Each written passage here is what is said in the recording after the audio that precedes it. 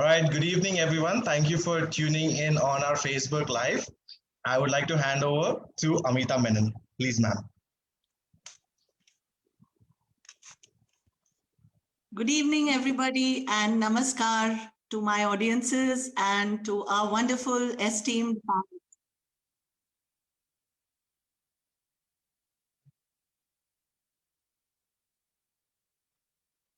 Good evening and welcome to our audience.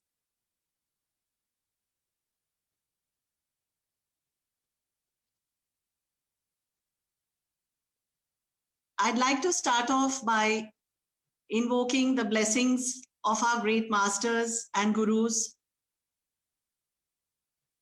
And namaskar once again to our audience and to my esteemed panel.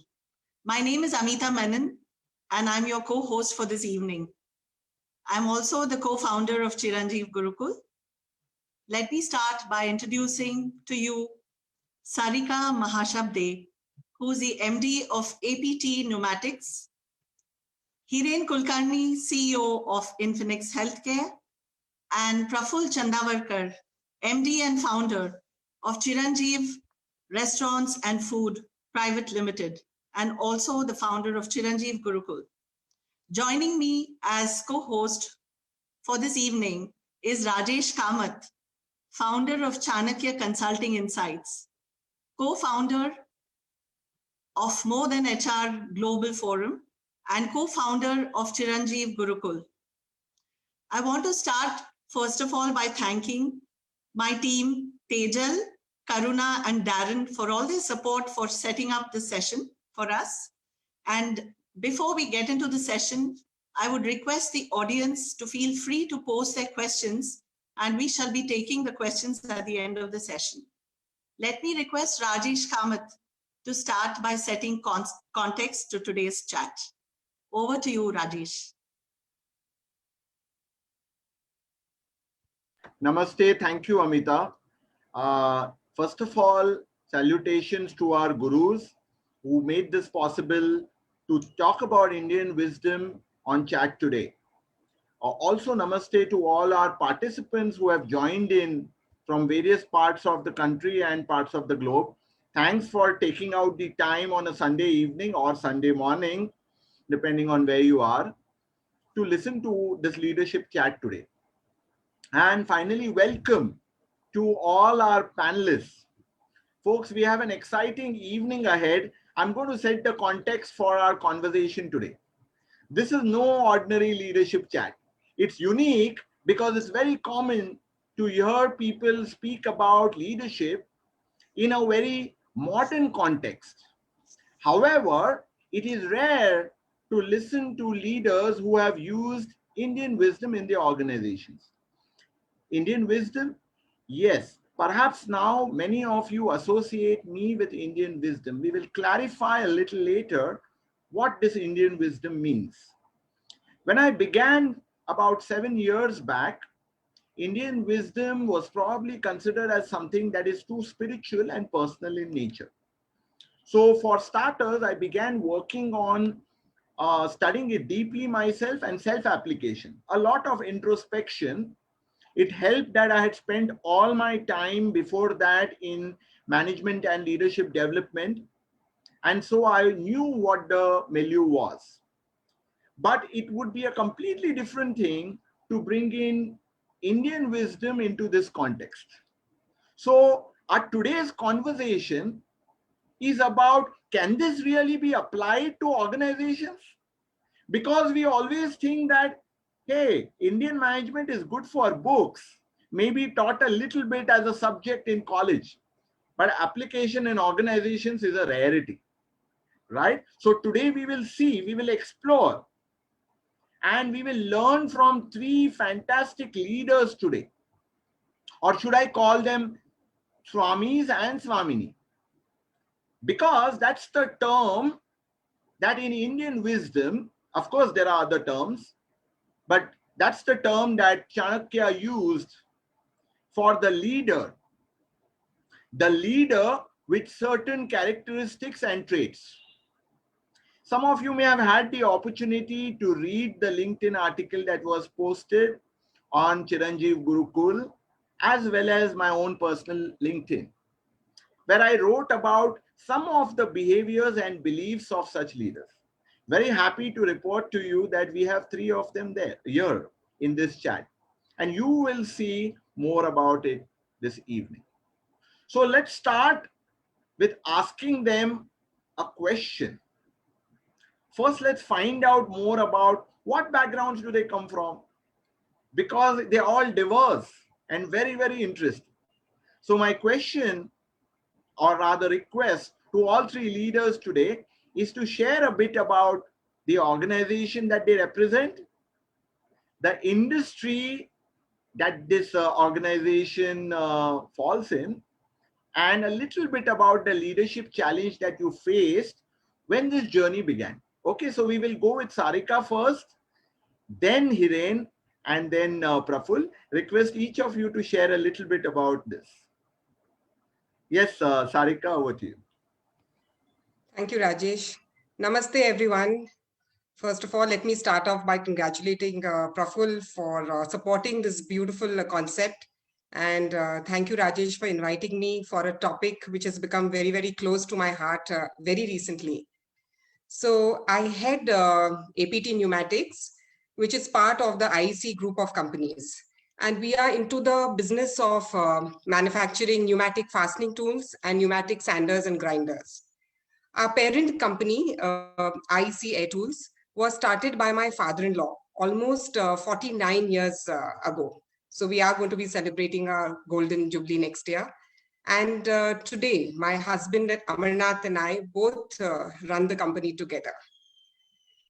So, like you said, you wanted us to talk about share the challenges. Like I said, it's a 49-year-old company. And over the years, we have been modernizing, automation, a lot of bringing in new machinery, automation, bringing in a lot of implementation of new softwares. And we have been wanting, our goal has been to move into, from an owner-driven company to a systems-driven one. And, basically to get this change, if it has to start from the top.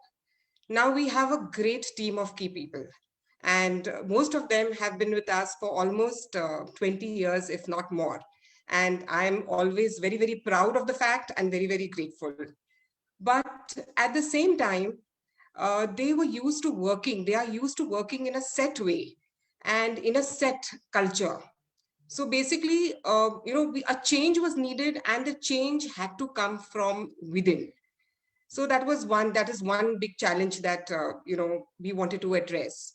And the second one was that we found that there was a lack of ownership in some departments.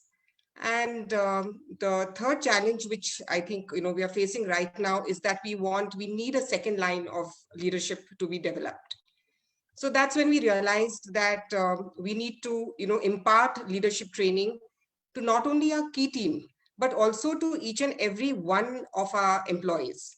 And let me tell you that we did try, bringing in, modern management, but it didn't work at all. And I was fortunate enough to hear about Chanakya Consulting, and I contacted Rajesh and heard about implementation of Chanakya's Arthashastra, and that's where we are today. Thank you. Hiren, could you please? Hiren, could you please unmute? Yes. Yeah, thank you, Rajesh, for inviting me for this session. Congratulations on Chiranjeevi Gurukul to Praful and to you. I think it's a very wonderful concept, and my best wishes for this concept. I represent Infinix Healthcare. We have 5,000 young and bright minds working for us. We are primarily in the healthcare business. We work with customers in the US in healthcare, American hospitals, imaging centers, physician groups, giving them revenue realization solutions through our products and services. With offices in the US, delivery centers in Hyderabad, Mumbai, Chennai, and our rural BPO that we promote for women in Bargur in Tamil Nadu. So very diverse kind of organization. And The challenges, if I were to say, are primarily because we have this 5,000 young and bright minds who work for us. And there is, on the other end of the spectrum, customer expectations in terms of quality, productivity. And we have, our work is real time. Our turnaround times, or TAT, as it is called, is 15 minutes, 30 minutes, even, sometimes challenging to the extent that we have really no time to kind of turn back the work. And therefore, our people have to be what I'm going to call in a constant stage of motivation. And that constant stage of motivation has to be for 10 hours in a day. There is no time for our people to at all, go away from their work or drop their energies, drop their motivation at all. That's one part of the thing. And then the scalability that is required, because we have young managers. We have managers who are between 22 to 30, who are leading large teams and who are responsible to deliver solutions to our customers. So when I looked at what Chanakya Consulting had to offer, and the conversation, Rajesh, you and I had, the ease of understanding by using Indian stories, Indian tools, which resonate so quickly with people, rather than looking at something that the Western culture, the Western values have to offer. I thought it could be easier to practice this and then put it as a solution within the organization. And I must say that has worked very well. As we go forward, I'll bring some examples of the teachings, which are very interesting in terms of what Indian teachings can bring to corporate world. And I must say, I was skeptical at the beginning of the program, but as we moved forward, I think the benefits to the organization have been phenomenal. So Rajesh, thank you very much. Thanks, Hiren. Praful, could you please? Namaste, everybody. We own a company which we founded 23 years back called Chiranjeev Restaurants and Foods Private Limited. And we have a brand called Malacca Spice, which basically started the trend of Southeast Asian cuisine in Pune. And this kind of developed over the years into many brands now that we have, like virtual kitchens and cloud kitchens. We also have interests in agro-tourism, where we actually have a very great interest in nurturing soil and making sure that we grow the right kind of vegetables and fruit, which we can then get to the restaurant and serve, because it is very important at Malacca Spice to see that we give the kind of food that is very nutritious and has a tremendous nutrient dense values that we can bring to the table. Apart from hospitality, we are also involved in charity in a foundation called Live Life, Love Life Charity Foundation. And in this, we have, we work with 3 or 4 NGOs in Pune, working with below poverty line cancer patients who literally have to fight for their life and have no money. But we work on it on a day-to-day basis. In the past 6 months, we have raised 85 lakhs to help with the COVID Sassoon Hospital, and we've brought in critical equipment for frontline warriors, and we brought in ventilators and stuff like that. And we've been constantly working in different things. So basically, Chiranjeev Restaurants and Foods Private Limited has a charity foundation, has hospitality interests, has agro-tourism, has franchisees, and works in a varied number of formats like business B2B industrial catering units and private catering units and stuff like that. So one of the things that we always felt was it's a disorganized sector. Hospitality primarily is a disorganized sector in India, and we were right from the beginning not intending to be part of that, and we wanted to be part of the organized sector. And we always wanted to employ a crew which felt that they were part of the family and managed it professionally. So even when we were very little, when we were very small in 97, 98, 99, 2000, turn of the century, we were a team of my wife and I, my late wife Chiru and I, were always interested in employing people who had the wherewithal, the education to work in the hospitality industry, which is a very challenging industry, primarily because you are faced with continuously serving people and keeping people happy. And when people expect to be made happy by you, it is a very challenging aspect. And we have a large number of people who will love doing this on a day-to-day basis without stopping, of making people happy. And we realize that unless we made them happy, the crew happy, the guests wouldn't be happy. So we started finding out different ways, and the challenge was primarily the crew that works within hospitality is not of a background that looks to understand academics or go for courses and understand management in the conventional formats, or at least in the Western thought process formats. And that was the challenge we were faced with.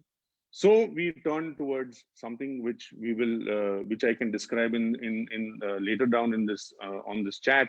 But what we wanted to do was percolate each and every bit of information that we could get to make people happy, that by making themselves happy at the very base level, that you make yourself happy so you can make the guest happy. We wanted to kind of get that kind of an education dispensed right down to the bottom, right from our CEO all the way down to the person who was even mopping the floors or cleaning the tables and enjoying it. So the thought was very simple. In hospitality, they always say, smile, smile, smile. I didn't want to say that ever in my life. I just wanted them to automatically smile. So how do you get that happening? So, Atiti Deva Bhava was a beautiful story. Everyone says Atiti Deva Bhava, but does everyone know how to put that into a story format and let it percolate all the way down? Rajesh taught us how to do that.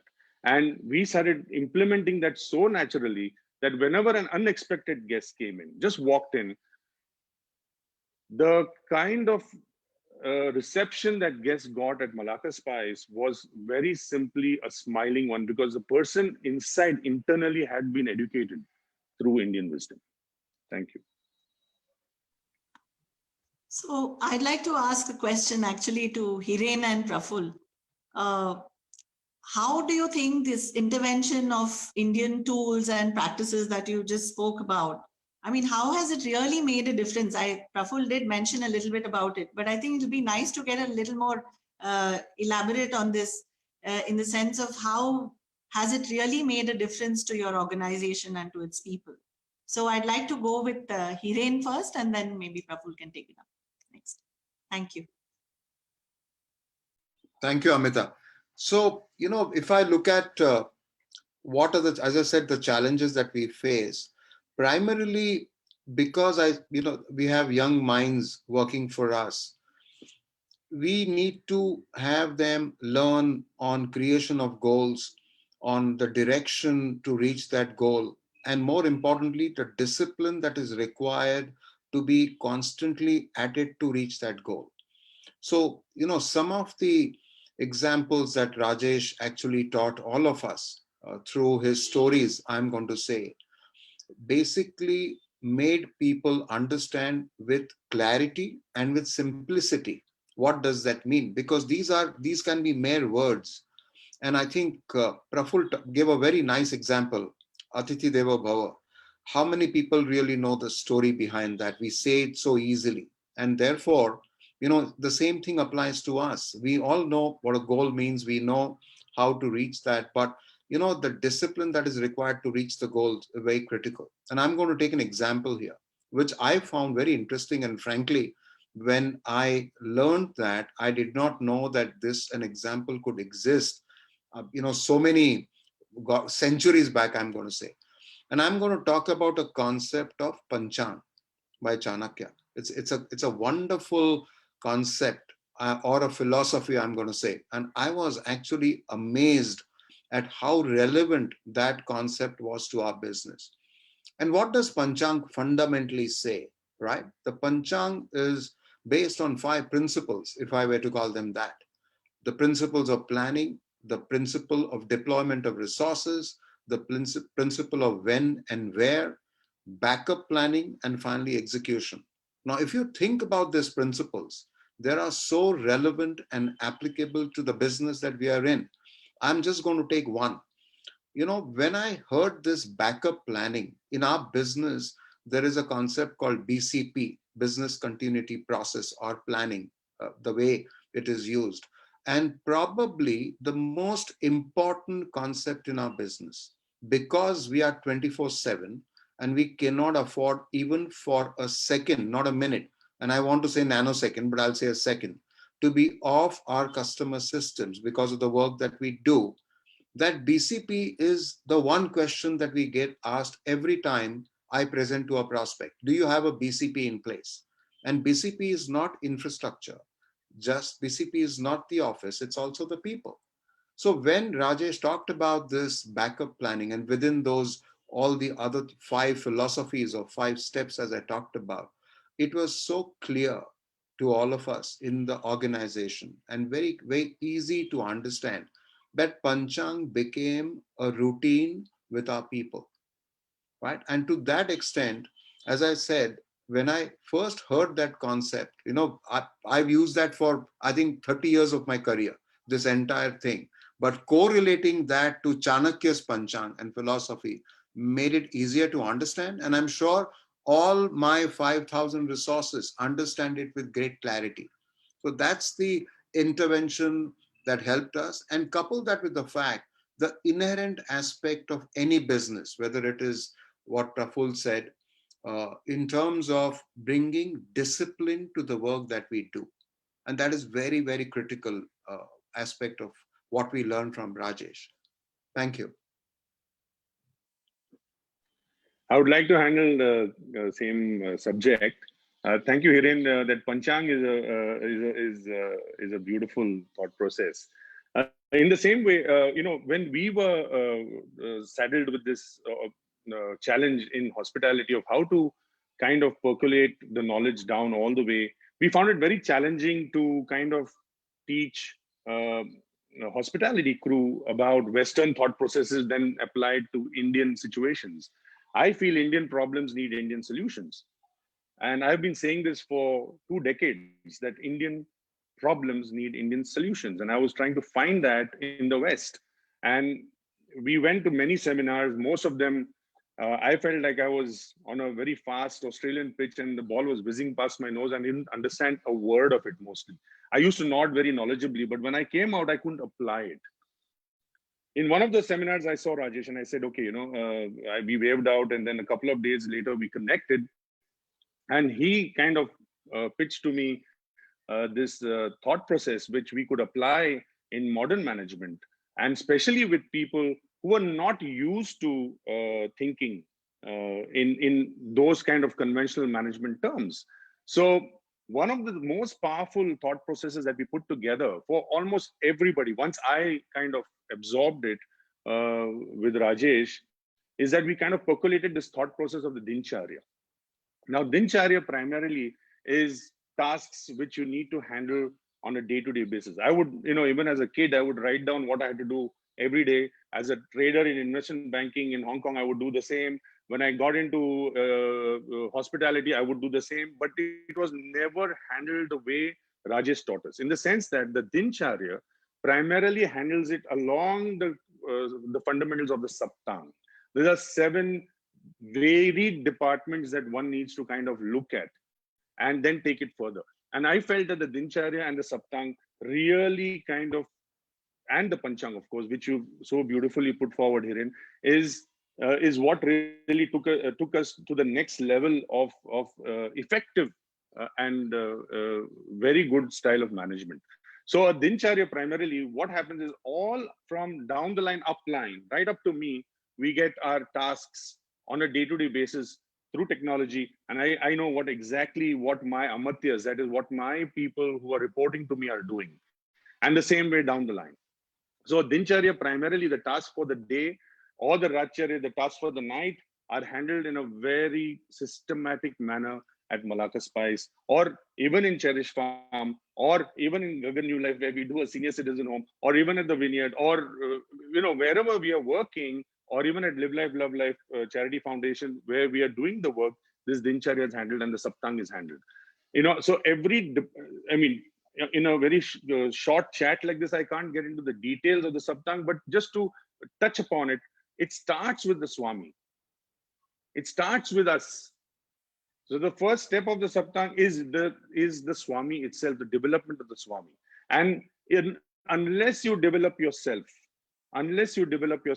you can't go to the next few steps. So we started off by saying that each one of my amatyas and my subordinates were Swamis themselves in their fields, in their verticals, and we allowed them to develop. Whether it was on a personal front or it was on an external front, we allowed them to develop, to read, to exercise, to work on their dinsharyas very carefully. And then once the Swami was developed, then we took the other aspects of it. And now those could be to do with finance, that was in Kosh, or it could be to do with customer base, that could be with Janpad, and so on and so forth. So if I the details will be explained in the masterclass which comes up on the 11th of October. But saying this, I'm saying that the most easy implementation in a hospitality business, in a restaurant business, which is supposed to be disorganized or chaotic or people to people connect, we managed to bring in some sanity and some calm thought processes, which kind of work beautifully all the way down, right up to lower management, where we could kind of work the grassroots level employees, also the crew could function in a very coherent manner and come back with the results which made them very, very happy. So Praful and Hiren, thanks for sharing. I think we already have questions coming in on Facebook as well as on WhatsApp. I want to use one of these questions, Praful. This is directed to you because this will get even more clarity in when people hear, about Dincharya or the Panchang that Hiren spoke about. Really, I mean, what impact have you seen? So the question comes from Dhananjay, who runs his own business in automobile. There are several varied businesses that he runs. And the question that he asks is, what's the one big difference that you saw before and after the intervention? Well, the minute the intervention happened, each and every manager became his own Swami, became his own leader. And he could measure, or she could measure, what was being done on a day-to-day basis and then tick it off. It's a very satisfying task. Like, for example, when you wake up, okay, it is very important for us in Malacca Spice to meditate, to exercise, to look after yourself. And it is part of our sutras, our yoga sutras, that you do the 10 commandments, which I will address later on in the chat. But what it actually did for them was to allow them to organize themselves on a piece of paper very carefully for their tasks right in the beginning of the day, and then tick it off as the day went by. They could measure their performance, they could for themselves without really coming back to their uplines. And what they could do is they could actually continue innovating at their tasks, continue working at their tasks, and completing their tasks. The minute those tasks were over, they could actually see how well they had done, and this gave them a lot of joy. So I feel that the Dincharya allowed them to really measure and put their day into a sane thought process, which sometimes in our chaotic times, and especially during COVID, where hospitality has been the worst affected for the last 7 months, we have had no business at all. But we've actually thrived and we've innovated and we've done so many things. And it's because of the Dincharya. Because that we know that we have to do certain activities throughout the day, and we are not stopping doing that at all, even during the crisis. So it allows us to keep that crisis on the side and focus what is really important, whether it is Swami development or whether it is an external development of any kind of activity that we had to do in this crisis during COVID times. So Dhananjay, I hope it can answer you. If you are in a manufacturing unit and you have a lot of workers doing multiple activities, it allows them to put those activities down on paper for themselves, not as a reporting upline, but for themselves to measure how well they're doing, and then to rate it continuously. So that dincharya is a beautiful disciplinary, a beautiful discipline which allows you to bring out a method to the madness and then kind of perform in that.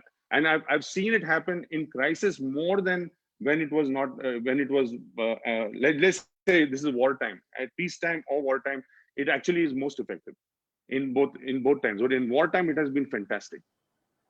So, Sarika, I'm going to just extend that to you, that question. I know it would be interesting for people to hear, especially Dhananjay, since he's in the same sector as you. Any impact, or what did you do anything differently during these difficult times? Did it help in any way? Could you please unmute yourself?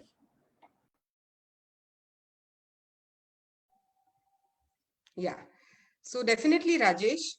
Rajesh, the first sutra that you had, taken with us was, I still remember that so clearly, highest good of the maximum people for the longest time.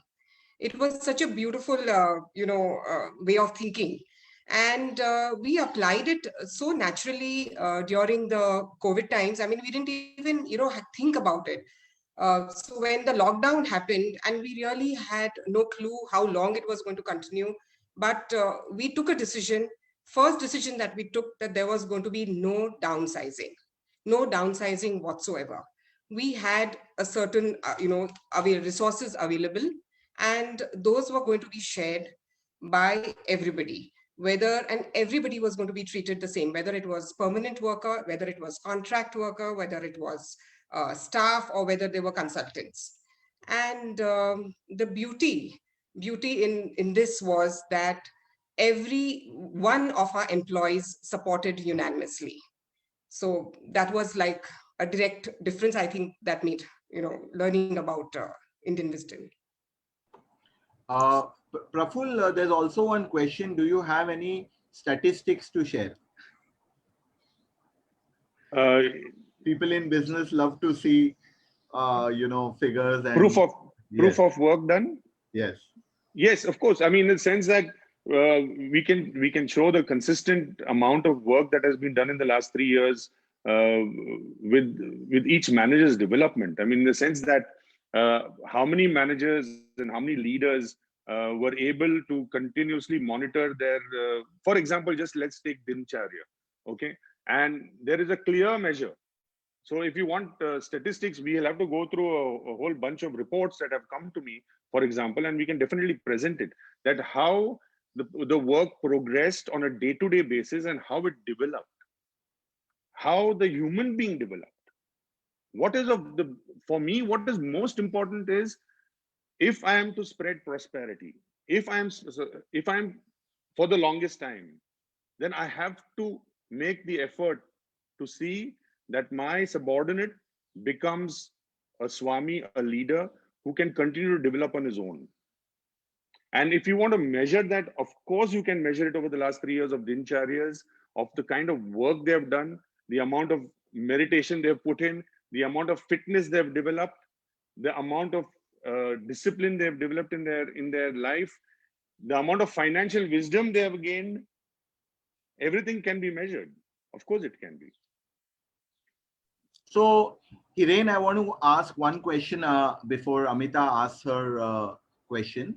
Hiren, I do know from our work together that you probably had the maximum amount of application that an organization could ever do in terms of the percolation of this Indian wisdom. Whether it is an intervention with young women leaders, whether it is managers who are reporting to the HODs, or whether it is the learning festival.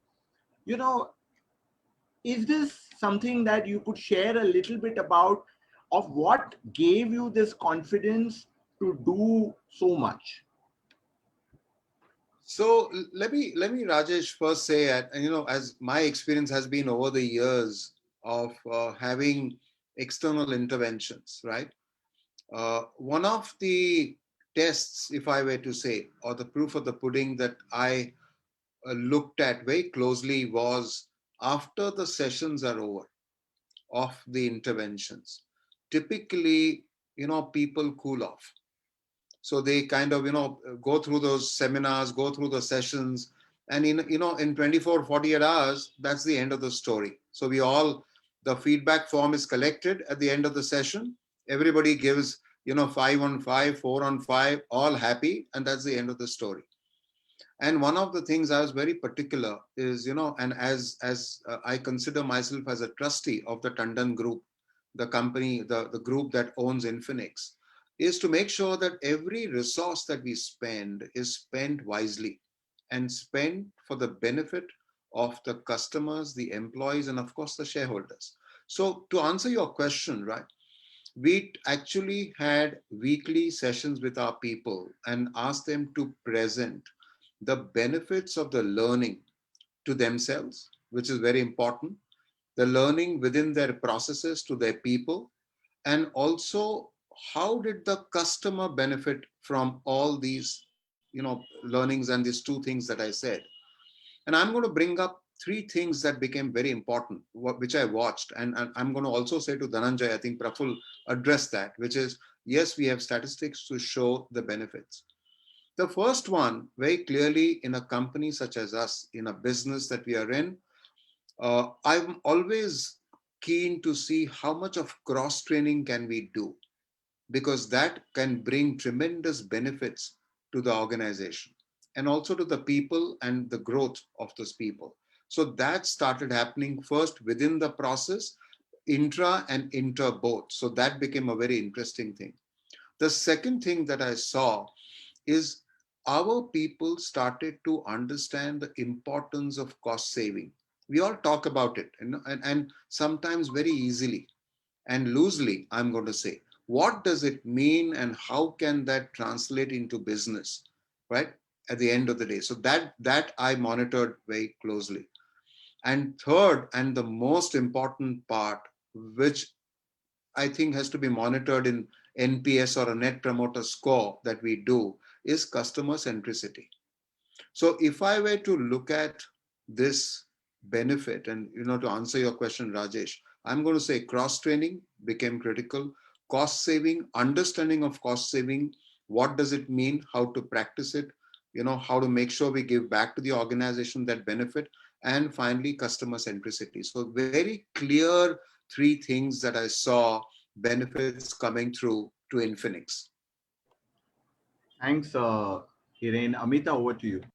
Yeah, I have a question for Sarika. And of course, to Hiren and Praful also, we have a little bit of time. I'd really like to know how this Indian wisdom has touched your life personally. I mean, has it made any, has it helped you to transform from within?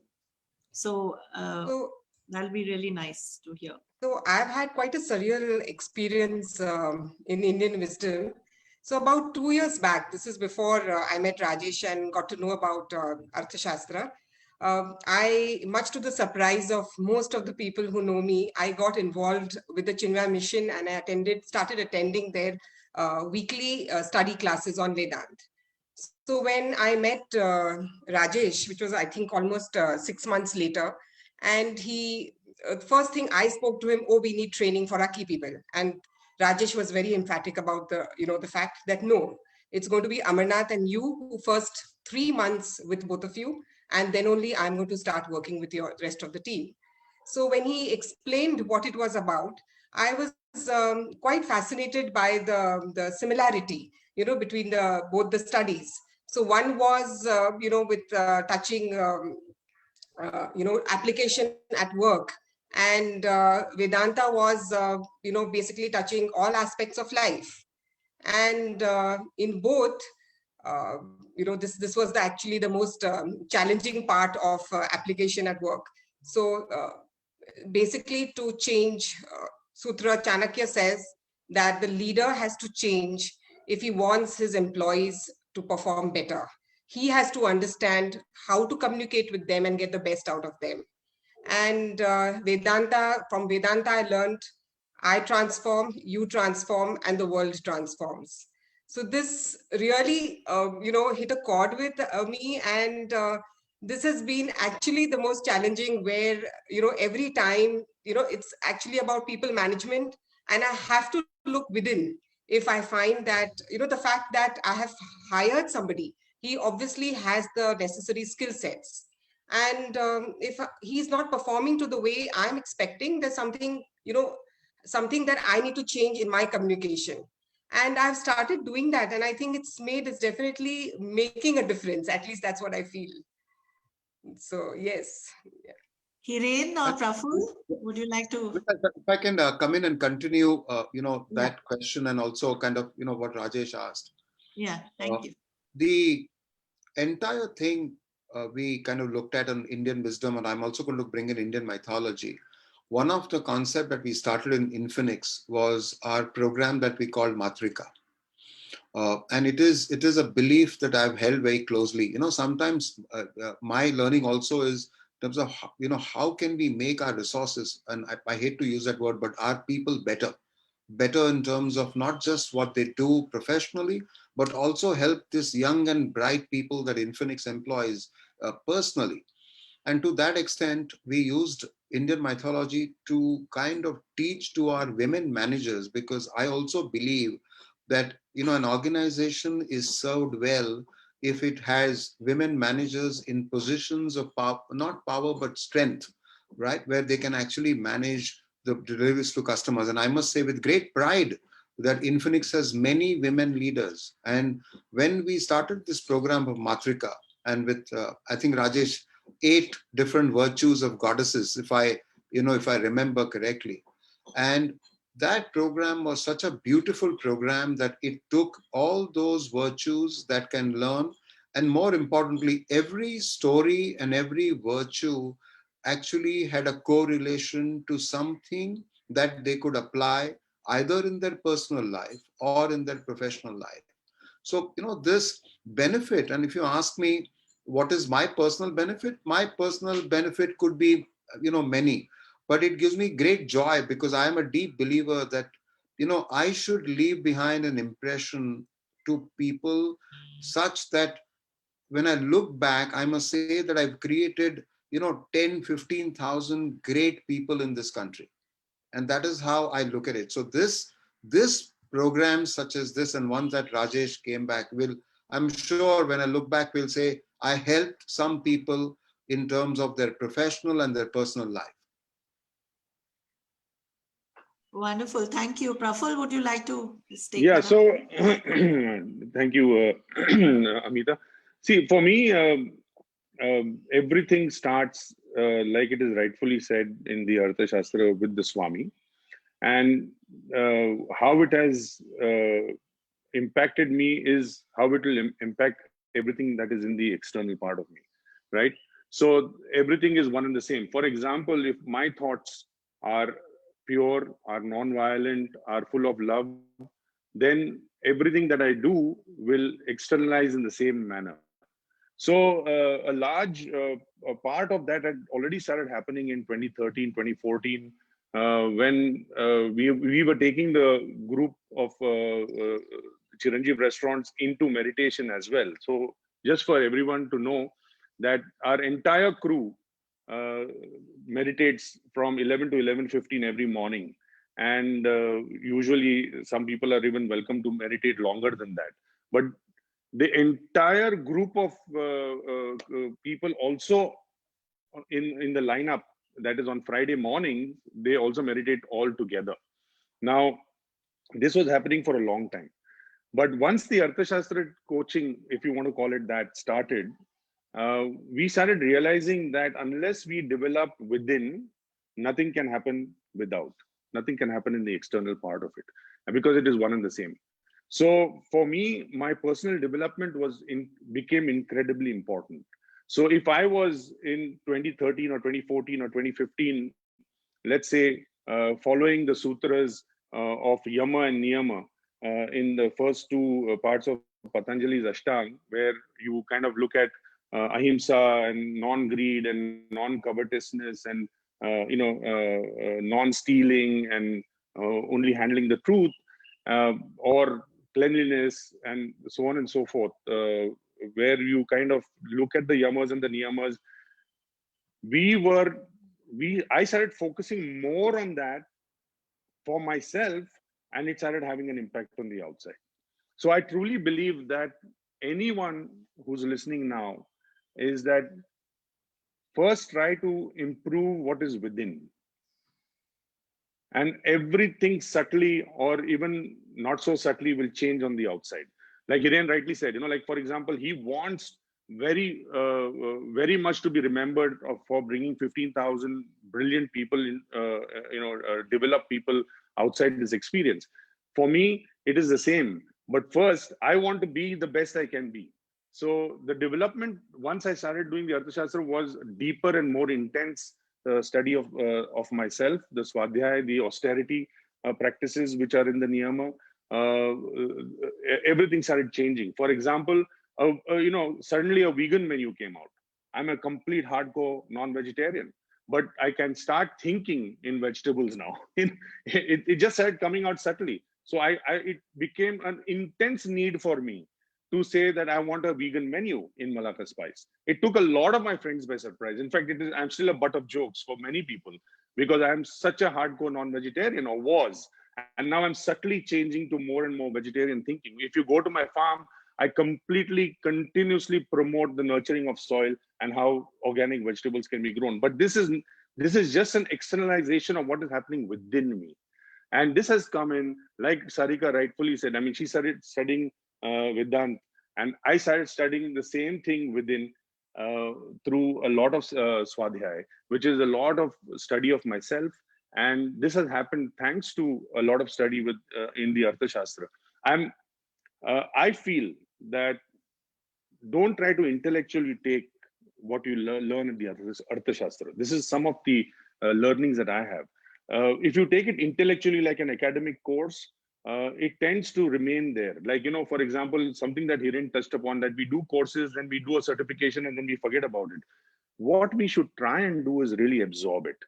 Okay, and that doesn't come intellectually. That doesn't come through our intellect. It does not come through our ego. It comes through absorption. And absorption is important. It cannot be explained. If I try to explain it, it loses its value. So when you study the Arthashastra, or you study yourself, in the niyamas, if you start saying, I want to do Swadhyaya, I want to do tapas, that is in austerity, I want to do, I want to purify my thoughts, I want to do all that, you start absorbing it, not intellectualizing it. It's very easy to take the treatise of the Arthashastra and intellectualize it, because that's what has been happening. Okay, and when you intellectualize it, you can actually go and give a lot of sessions, but when you don't absorb it, okay, it has a danger of just being another program. So that is why we want to combine what I'm actually feeling within, and that is the Yoga Sutras are the development of the Swami within. Okay, and that means you have to absorb, and I'm saying not intellectualize it, absorb yama, niyama, asana, pranayama, pratyahara. Okay, then you do the dharana, then you do the dhyana, and then you do the samadhi. It has to be the process of the development of the Swami. So when that gets in, when that touches you deep here, okay, and you actualize yourself and you realize it, everything you touch, whether it is in your business, whether it is in your relationships, whether it is in your children, whether it is in your just gardening, it will completely change. The way, the effect will be completely different. So try to absorb it and not intellectualize it. So I know I got questions like, are there any statistics to it? Of course we can present statistics. These are intellectual ways to do it. But is that important? What is important is you will measure it yourself. You will feel within yourself. When you feel within yourself, the amount of impact you will have, the amount of ripple that you will have across your organizations, across people you meet, across friends you meet, will be so immense that one person is enough for 1 million people. Thank you. So we have lots and lots of questions from audiences. One of them actually is to clarify something. So I will answer that first, and then I will come to you, Sarika, Hiren, and Praful. Okay, so see, one of the things that our audiences have been hearing is various terms which sound rather alien to modern management. Okay, for example, Praful has used the word Swami. So Manjari asks, what is this Swami? So I'm just going to share it in a nutshell. See, having been in leadership development at the Mahindra Group for about 3.5 years, I can tell you that a large amount of focus over there. And mind you, I was extremely and still continue to be very, very proud of that. A large amount of the focus was on the outside, right? Managing resources, managing people, managing the rest of the organization, managing change, which is a must. But what is the most important management that needs to be done actually is of self, and within that self of one's mind, and within the mind of the emotions that arise all the time. So very briefly put, Swami or Swamini is the one who's able to conquer self through conquest of one's mind, through conquest of one's emotions, so that it is conditioned in such a way. And please don't think that a person needs to go to the Himalayas or the forest to do that. There are a lot of tools which increase self-awareness. So a Swami or a Swamini is a highly conscious and self-aware person, man or woman, who can learn certain concepts in Arthashastra, Yoga, which Praful alluded to extensively. And as a result of that, organization begins to see that the leaders mean what they say. When they ask us to change, they are changing first. Okay, so that's important. So Swami or Swamini is the conversion of the self into something that the rest of the organization can see, and they become role models. Okay, so I hope, Manjari, that answers your question. The second thing I'm going to answer very briefly, though that's not a specific question, is that do we need to understand Sanskrit and a lot of Indian words? No, you don't. Mind you, I didn't know a word of Sanskrit before I started this. Okay, so the reason why we use several of these terms is because some of these terms don't have English equivalents, and some of these tools and practices are also unique, which cannot be replicated in the same spirit unless understood in the way it was originally meant. So that's the reason. Don't even for a moment think that these tools are something that which cannot be applied. Okay, so that brings me to a question. Sarika, I have a question from a manager practicing in an IT setup, who is asking about women leaders, not women leaders, sorry, that was for Hiren. How does Indian wisdom compare to modern management? Is there a lot of similarity, or are they very different? Can one example be stated?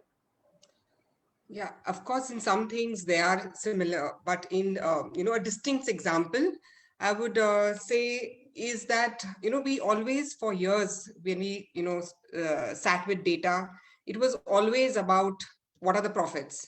The goals were always the turnover and the profit.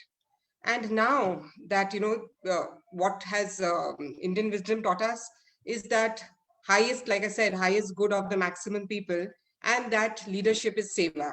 Period. So now we are looking at you're looking at your turnover and you're looking at the profits, not whether the profits are increasing, but whether you have increased employment and prosperity. So basically, Indian wisdom says that focus on prosperity and the profits will follow. And it's a totally beautiful, different perspective at looking at data. So I hope that answers the question. Yes. So there's a question for Hiren, question for Praful. I'm going to take the question for Hiren first. Hiren, people are asking if there's any one example of a quality which you saw developing from the Matrika intervention. Any one example? Because people got very curious when they looked at, heard you say virtues of goddesses. Any one quality? Now, actually, very difficult for me to bring up that example quickly on quality, but I'll answer that in a little generic way. The whole Matrika program that we ran, right?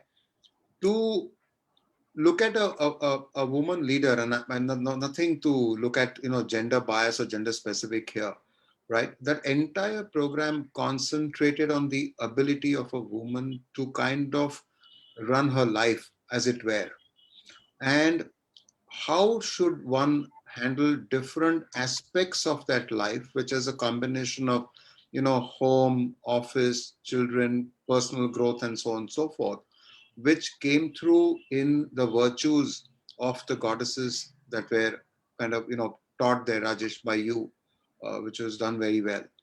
So if I look at the pre-Matrika and the post-Matrika programs and my conversations with those women leaders, which even today, Rajesh, I do in this lockdown situation, over Zoom, and I do this reach out to our people, are coming across very clearly. And in many ways, those examples I see are put to use by these women leaders with their people.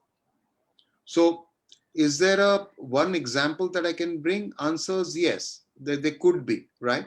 But that's not what I want to say here. What I want to say is the overarching benefit that this brings to the people is what we should look at. And Rajesh, with your permission, I do want to make one comment here very quickly, and this is to Praful and to Sarika, right? The way you have created Praful Swami and Sarika Swamini, I must say, I have a long way to go. The depth of their conversation, the knowledge is phenomenal. So, great, Rajesh, to you, and Praful and Sarika, wonderful learning both of you must have had. So I must say, I just wanted to make sure I say that to both of you. I'm very glad to hear you. Yes. Thanks, Hiren. So we'll just take one last question. Praful, people are sounding incredulous and they are asking whether you actually are able to apply yam and niyam in your life. Okay, that's on the lighter side. They really wanted to know an example. Yes. See, the yama and niyama I'm applying continuously in my life. Yes. Now, if you say I talk about ahimsa, and then you say, hey, you're eating chicken, right? So you're even serving it. So are you applying ahimsa to its fullest extent? And I would imagine that to take it directly in that sense, no. Because yes, we are serving non-vegetarian food at all our restaurants, and then you say, yama, the first part of yama is ahimsa, which is non-violence.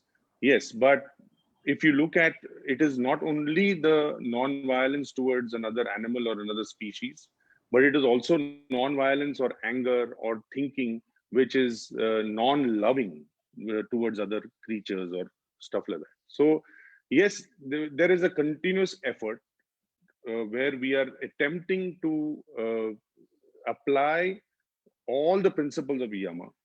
For example, there is a principle of non-greed. Okay, and we continuously talk about that at Malacca Spice among the leaders, and especially when we kind of do projects together, or when we are trying to spread the word out. We have applied non-greed almost literally to each and every business transaction of ours, and it has an amazing impact. We come out on the losers end in the conventional form, in the sense that we may not get the money we were supposed to get. But if you kind of look at the holistic way and you say this is not important at all, maybe the relationship is important, or maybe it is more important to look at the entire sutra correctly and go ahead. So maybe I fail on the ahimsa part of it 50%, and I don't fail on the 50%. So the effort is to continuously focus on it and continuously work on it. We are human beings, and the only hope that we have for everyone that is hearing is that don't expect anything to be perfect as a human being, especially when you're doing swadhyaya, especially when you're doing tapas, especially when you're doing austere penances for yourself. Whenever you suppose if you start meditating, for example, and you have a goal, you want to achieve something, it is wrong. You're not going to achieve anything. So you have to realize what you're doing that for. So you cannot measure it like a rat race, like a corporate rat race, for example. So you need to treat yama and niyama in a more gentle format for yourself, but you have to be focused on it. So for example, ahimsa, for example, is important to me. Okay. And I will reach a point eventually where I will develop something, okay, which might be a business enterprise as well, which will demonstrate ahimsa in a more overt manner. And maybe in the years coming, I will reach that automatically, that way I will have developed myself so well within that every transaction of mine, everything that I do will have the feeling of ahimsa around it. As of now, I'm not reached it, but that doesn't mean that I'm not, not on the path. Right. So I'm going to first of all apologize to our audiences. We've gone over by a minute, but I have so many questions coming from audiences. I just don't know where to stop. So what I'm going to do is take one last question. I'm taking the permission of the audience to extend our program by just 5 minutes more. I'm going to take one question for Sarika, which is a very interesting one, and then I will summarize and we will close with Amita's last point about what next, which is a very important question. So Manjari has asked a question to Amita, which you may need to address at the end, that is there some way to learn this? Is there a cause?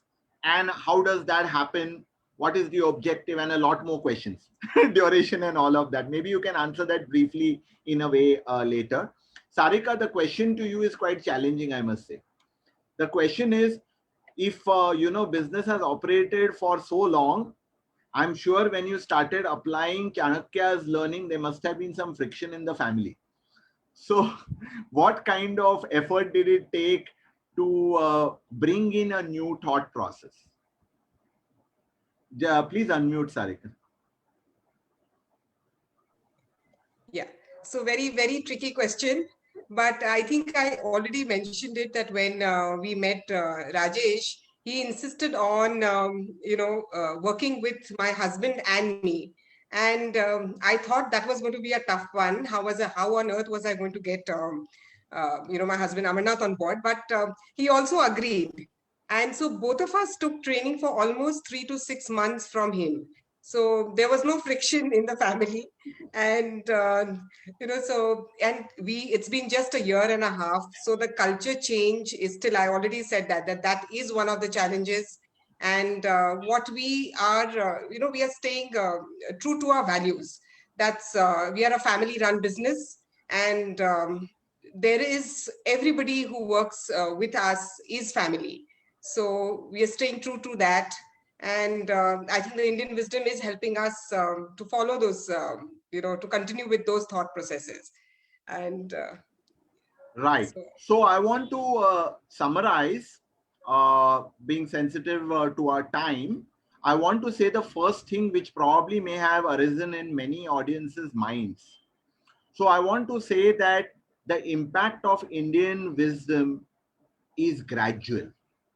You heard Praful also imply that when he was speaking about yoga. So essentially, the three leaders whom you heard tonight, and whom you may also meet, in future master classes and programs, are those who have had faith and continued to be consistent in their belief, looking at initial small changes. So there are no immediate large takeaways that we look for in modern management, right? Those takeaways don't come. It only comes if you are patient. So what Sarika mentioned was just an example. So if Sarika were to ask me that, can you change the organization quickly? I know that knowing them that they won't ask such a question, but you know that many leaders want that. But we say that's only possible if we start working with you first. So please invest your time with us. And when I say us, that's another clarification. Please don't think this is about Chanakya Consulting Insights or about Rajesh. This is about the thought process in Indian wisdom, both Yoga and Arthashastra. They are the value. And we are going to make it available to you through a masterclass, which Amita will speak about. I want to summarize just 4 points what we heard today. That challenges will continue to be there, but whenever challenges emerge, through the wisdom that comes through all the disciplines in Indian wisdom, the ability to think clearly, the ability to apply it differently is far more. Number one. Number two, Indian management is not just about spirituality. There are clear-cut tools such as the Panchang that was mentioned by Hiren, such as the Saptang and Dincharya mentioned by Praful. And these make a huge difference. It's possible to learn those tools and apply it no matter how large your organization, no matter how multinational it may be.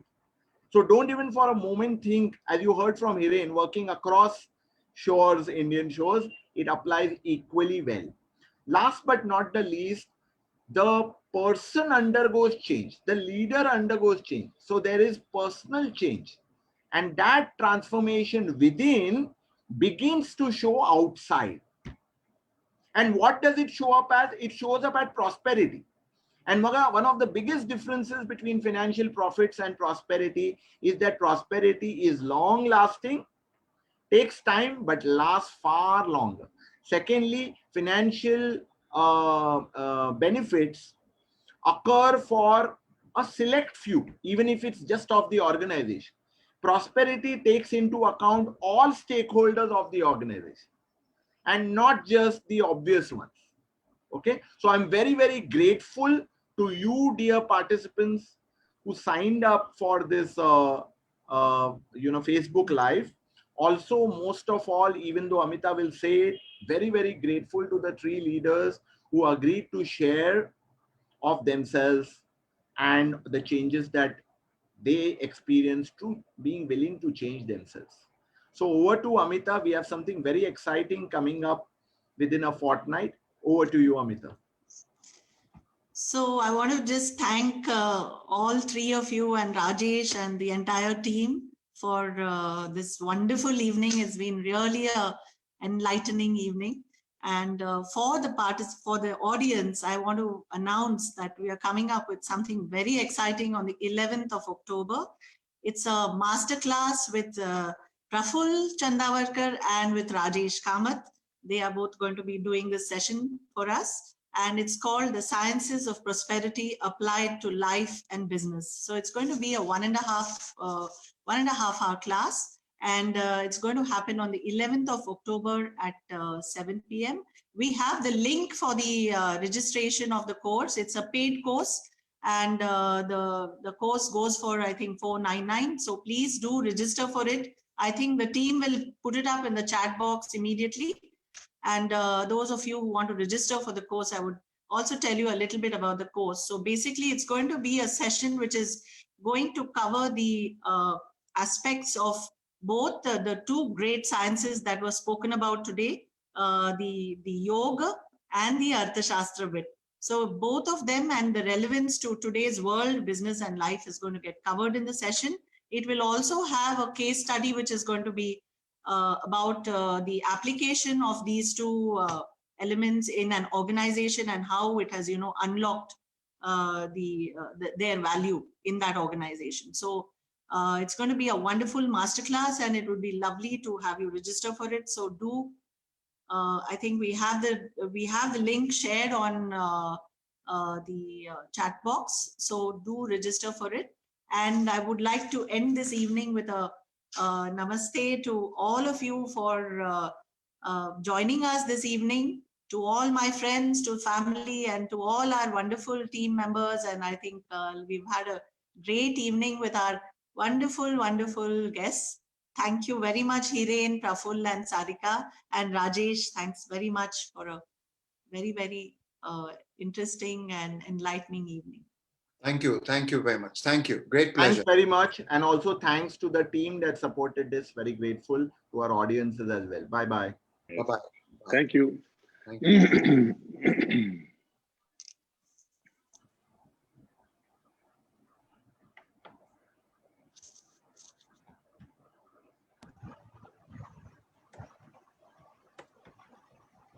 All right, thank you, everyone.